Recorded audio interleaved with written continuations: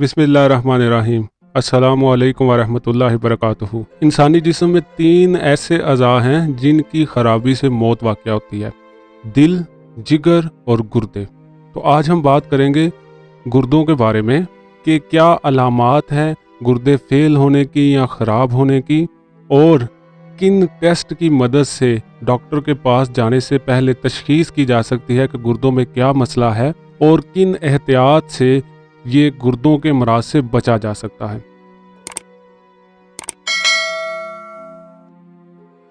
सबसे पहले मैं आपको बताता हूँ कि गुर्दे काम कैसे करते हैं।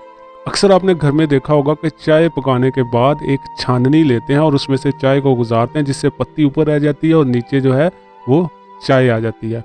गुर्दों का काम भी कुछ इसी तरह से है। ये कम्प्लेक्स नालियों का एक सिस्टम है। ये नालियाँ इंतहाई बारीक होती हैं जिनको हम नेफ्रॉन कहते हैं। नेफ्रॉन के अंदर एक जगह होती है गोल सी, जिसे हम ग्लूमेरुलस कहते हैं।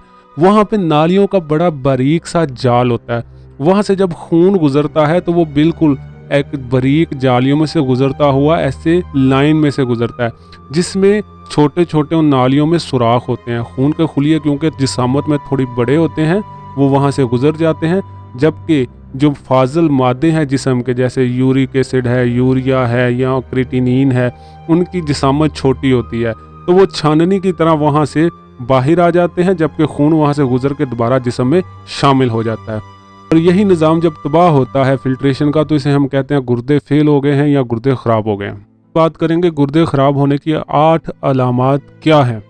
सबसे पहले और सबसे अहम नंबर 1 पे है कमर में दर्द। गुर्दों की खराबी की वजह से सबसे पहले कमर में दर्द शुरू होता है और हल्का बुखार रहता है।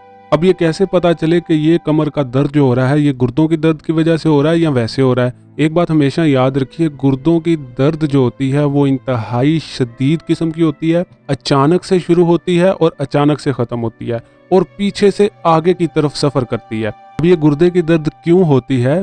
उसकी सबसे पहली वजह होती है गुर्दे में पत्थरी का बनना, जिसे हम किडनी स्टोन का नाम देते हैं। जब वो किडनी स्टोन गुर्दे में किसी ऐसी जगह पे आता है जिससे खून का बहाव रुकता है या जिससे यूरिन आना रुकता है, उससे शदीद किस्म की दर्द होती है। दूसरी चीज़ होती है, अगर गुर्दे ख़राब हो रहे हैं, किडनी स्टोन नहीं है लेकिन गुर्दों में इन्फेक्शन है, तो इन्फेक्शन की वजह से भी पेन की वेव जो है वो सेंड होती है ब्रेन को, जिसकी वजह से ये इंतहाई दर्जे का दर्द महसूस होता है। अब ये कमर में ही क्यों महसूस होता है? क्योंकि हमारे गुर्दे कमर के साथ जुड़े हुए हैं, अटैच हैं, यानी कि हमारी रीढ़ की हड्डी के साथ, इस वजह से कमर में दर्द महसूस होता है। उसके बाद है नंबर दूसरे पे सर दर्द, थकावट और नींद का ना आना और सांस का फूल जाना।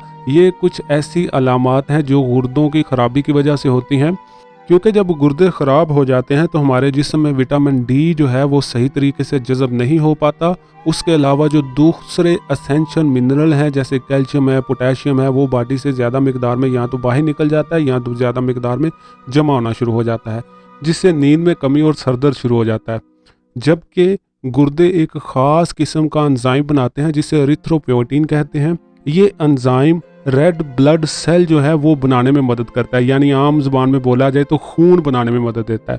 तो जब गुर्दे ख़राब हो जाते हैं तो खून नहीं बनता, खून नहीं बनेगा तो खून हमें मालूम है हमारे रेड ब्लड सेल जो हैं खून के खुलिये पूरे जिस्म में ऑक्सीजन जो है वो ले के जाते हैं। उससे ऑक्सीजन पूरे जिस्म को नहीं मिलेगी, इसलिए जब हम सोएंगे या जब हम हल्का फुल्का चलेंगे तो सांस ज़्यादा चढ़ेगा, तो ये भी गुर्दे ख़राब होने की एक अलामत है। उसके बाद गुर्दों की ख़राब होने की एक और बड़ी निशानी है अचानक से दिल की धड़कन का तब्दील होना, दिल घबरा जाना या अचानक से ब्लड प्रेशर का बढ़ जाना। क्योंकि गुर्दे हमारे जिस्म से हर किस्म के आयंस वगैरह को, जैसे सोडियम है, पोटाशियम है, कैल्शियम है, फ़िल्टर करके बाहर निकालते हैं और उनके जो लेवल है उसको रेगुलेट रखते हैं। तो इस खराबी की वजह से जिस्म में इनकी तादाद ज़्यादा हो जाती है, जिससे दिल की जो धड़कन है वो मुतासर होती है।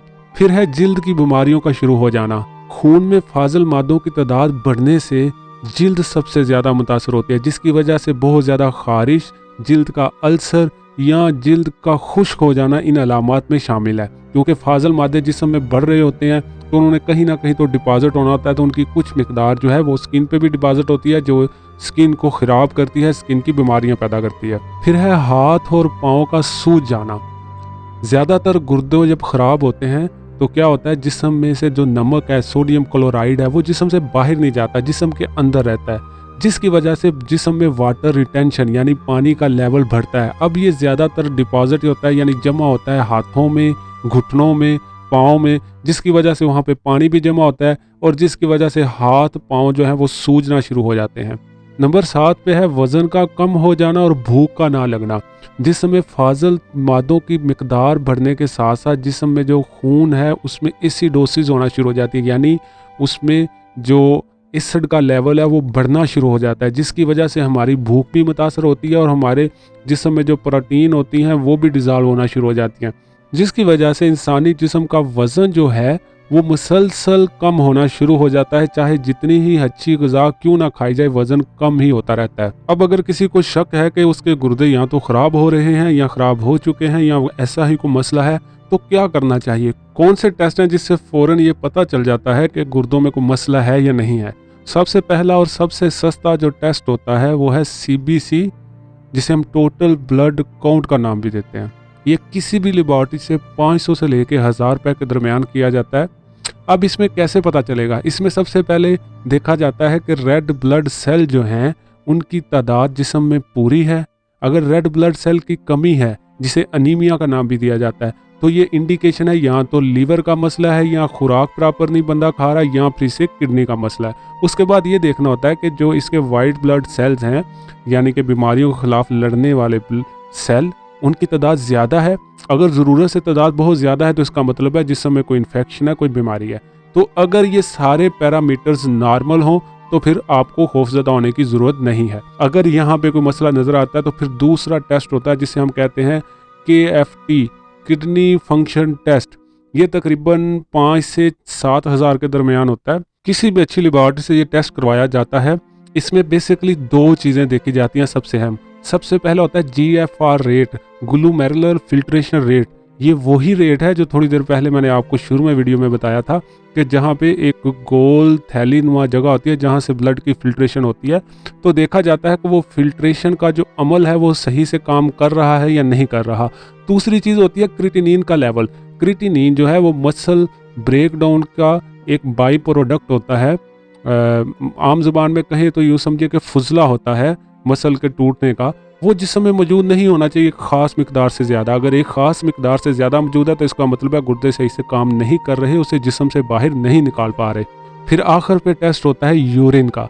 तो यूरिन के टेस्ट में देखा जाता है एक प्रोटीन को जिसका नाम है अल्ब्यूमिन, और एक साथ फिर दोबारा से क्रिएटिनिन को देखा जाता है। अल्ब्यूमिन वो प्रोटीन है जो इंसानी जिस्म के मसल बनाने में मदद देती है, उससे खून में होना चाहिए।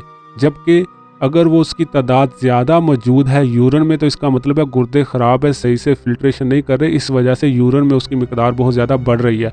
और क्रिएटिनिन मैंने पहले बताया ये फाजल मादा है, इसे जिस्म से बाहर निकलना चाहिए क्रिएटिनिन और यूरिक को। अगर इसकी मिकदार कम हो यूरिन में तो इसका मतलब ये है कि ये बाहर नहीं आ रही, ये जिस्म के अंदर मौजूद है। अब सबसे अहम और सबसे ज़रूरी बात वीडियो के आखिर में कि गुर्दों को ख़राब होने से कैसे बचाया जाए। सबसे पहली बात कि पानी का वाफर मिकदार में इस्तेमाल। तकरीबन 1.5 लीटर से लेकर 2.5 लीटर तक रोज़ाना पानी का इस्तेमाल, चाहे सर्दी हो चाहे गर्मी हो, ज़रूर करना चाहिए।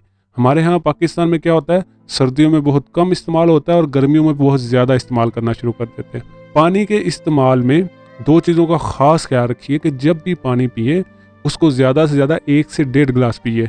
नहीं तो कई दफ़ा क्या होता है, पकड़ा और पेट भर के पानी पी लिया, इससे भी गुर्दों में प्रेशर आता है और कम पीना भी गुर्दों पे प्रेशर डालता है। ये पानी का इस्तेमाल ही है जो गुर्दों की सफाई में मददगार साबित होता है और खून के गाढ़ेपन को भी ठीक रखने में मददगार साबित होता है।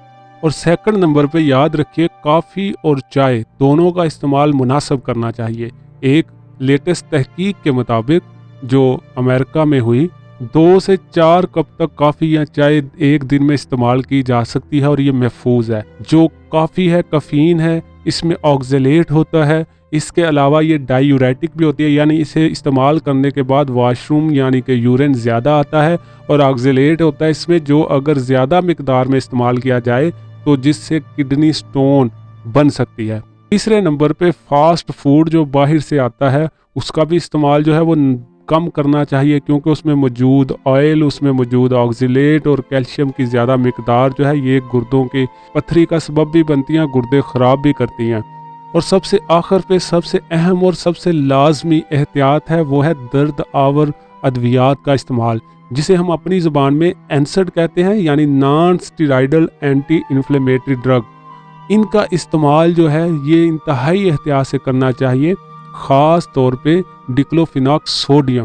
اگر اس کی مقدار، یہ بھی ایک درد کو دور کرنے والی دوا ہے، اگر اس کی مقدار زیادہ ہو نارمل سے تو یہ سیدھا جا کے گردوں کو ہٹ کرتی ہے۔ اسی وجہ سے کہتے ہیں کہ جو لوگ درد کی دوائیں زیادہ کھاتے ہیں ان میں گردے خراب ہونے کے چانسز زیادہ ہوتے ہیں۔ پیراسیٹامول جو ہے وہ قدرے سیف ہے دوسری ادویات کی نسبت، اس لیے اسے استعمال کیا جا سکتا ہے، لیکن ایک بات یاد رکھیے، 6 گولیوں سے زیادہ کبھی بھی پیراسیٹامول بھی استعمال نہیں کرنی چاہیے، اس سے لیور خراب ہو جاتا ہے۔ تو میرا نام ہے ڈاکٹر اسلم، میں اپنے اگلے ویلاگ میں آپ کو بتاؤں گا کہ کس طرح سے جگر کی بیماریوں سے بچا جا سکتا ہے، کون سی ادویات استعمال نہیں کرنی چاہیے، اور یہ کالا، پیلا، نیلا، یہ یرکان یا جسے ہم ہیپاٹائٹس A، B اور C کہتے ہیں، یہ کیا چیزیں ہیں اور کون سی احتیاط کرنی چاہیے اور کون سے ٹیسٹ اور ادویات سے ان کا علاج ممکن ہے۔ تو اپنا خیال رکھیے، اپنے گرد و نواح کا بھی۔ اللہ حامی و ناصر۔